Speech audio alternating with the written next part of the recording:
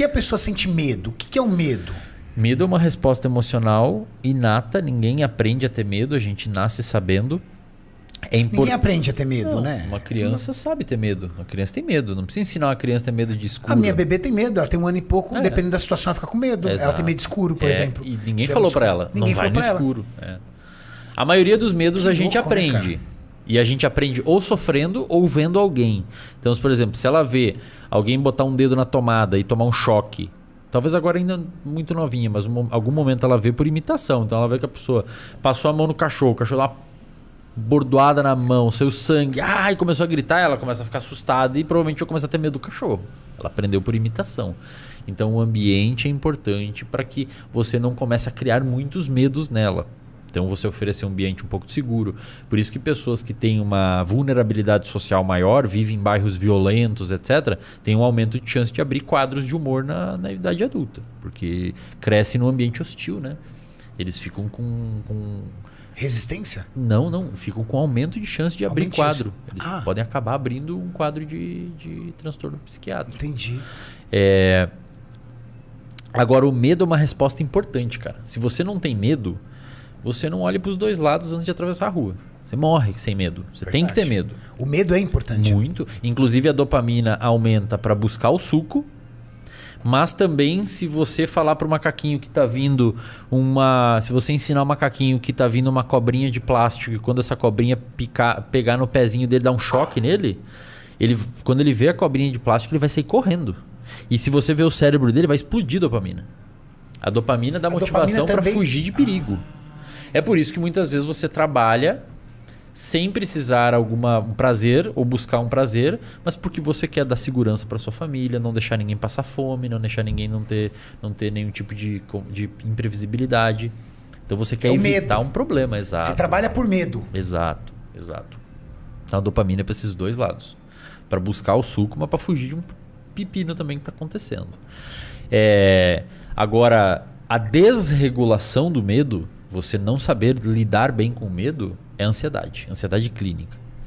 Ansiedade também está ligada a medo. Ansiedade é uma desregulação do medo. Os teus sistemas de medo, numa ansiedade clínica, um transtorno de ansiedade, os seus sistemas de medo estão funcionando demais. Você acredita que, por exemplo, ligou muito. Ou o que você pode falar pra gente sobre isso? Que uma pessoa, por exemplo, que não tem problema, portanto, ela não tem medo de ficar sem comer, ela não tem medo, ela acaba tendo uma diminuição da motivação, porque se o medo ele é um motivador para você ter dopamina, né, você acaba tirando um mecanismo de motivação fisiológico. Sim.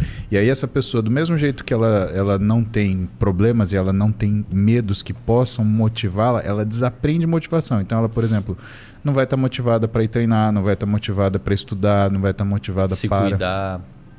Você acha que isso tem relação, por exemplo, com aquelas pessoas que sofrem um excesso de zelo?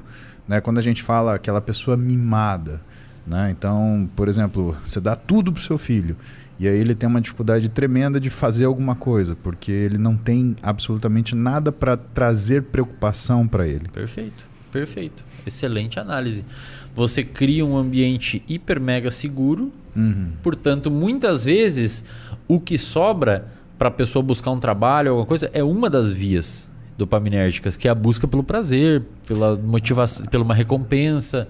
Então, eu quero fazer uma faculdade porque é bom, porque eu vou conseguir me inserir num grupo social, mas eu não quero fazer uma faculdade e trabalhar porque eu preciso comer e ter uma casa e formar uma reserva de emergência para eu me aposentar cedo e não sei o quê. Ou seja, se ela não gostar da faculdade... Por exemplo, alguns filhos que viram e falam assim, eu não quero a herança do meu pai. Eu quero tocar o meu caminho. Isso é...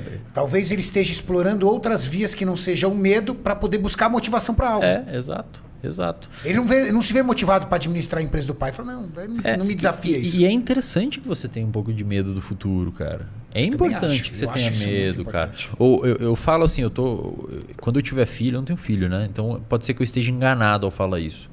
Mas quando eu tiver filho, eu vou ter... pelo menos eu imagino, né? E agora é fácil falar, mas quando tem deve ser outra história. Mas eu imagino, eu quero pelo menos evitar ao máximo criar a sensação de que ele está com a vida resolvida. Isso meu pai fez comigo e isso É o meu dinheiro, não é o seu dinheiro, é meu. Isso aí. Vai aí, velho, constrói a tua vida. Vou te ajudar, não vou deixar faltar nada, não vou, mas também tu não isso foi o que meu pai me ensinou não e acha é o que que eu tá tento, resolvido o teu jogo, fera. em comum acordo, ensinar para as nossas filhas. Porque meu pai ele sempre foi muito sincero. Ele falou, olha, deixa eu te explicar uma coisa. Eu criei isso para mim, você criou para você. Né? E quando eu fui fazer faculdade, então, eu não tenho como te pagar, então dá seus pulos e resolve seu problema. Exato. Esse problema é seu. Né? Quando chegou a hora, né, quando eu terminei a faculdade, beleza, te ajudei até aqui, porque eu tinha bolsa de pesquisa, né, eu recebi um dinheirinho, ele ia lá e completava. Né? Mas quando saiu meu diploma, ele falou, você é médico formado, minha obrigação já foi. Né? Então vai fazer suas coisas. E não foi um dos maiores favores que ele te fez, cara? Desde o momento que ele falou pra mim, não tenho como você vai ter que passar na faculdade pública, eu não tenho dinheiro pra te pagar, foi melhor. Estuda aí, cara. Exato. Aí o Muzi ficou com um recall na cabeça dele, tipo, cara, se eu não estudar, eu vou me fuder. Porque eu não vou conseguir estudar medicina, eu preciso estudar, passar nesse vestibular aqui. Então ele tinha um medo. Se ele tem a condição de, tipo assim, o meu pai falou que se eu não passar, ele me paga uma particular, às vezes não ia ter tal motivado para estudar para pública. Não, mas que isso. Meus colegas no cursinho, por exemplo, os caras que visivelmente eles não tinham esse drive do pai, da mãe, de, sabe, ter que correr atrás dele, fazer. Os caras trocaram 2, 3 vezes de curso. Desistia. Porque, meu sonho agora é fazer, sei lá, desenho industrial. Aí o cara ia lá, fazia, ele enjoava, como ele não tinha pressão saudável, né, ele falava, eu posso abrir mão. Aí ele ia pro próximo.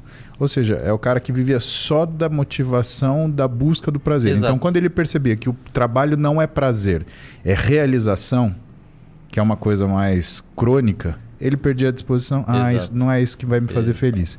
Aí ele queria trocar de curso para ver se ele ia achar nesse outro curso aquilo que é o que...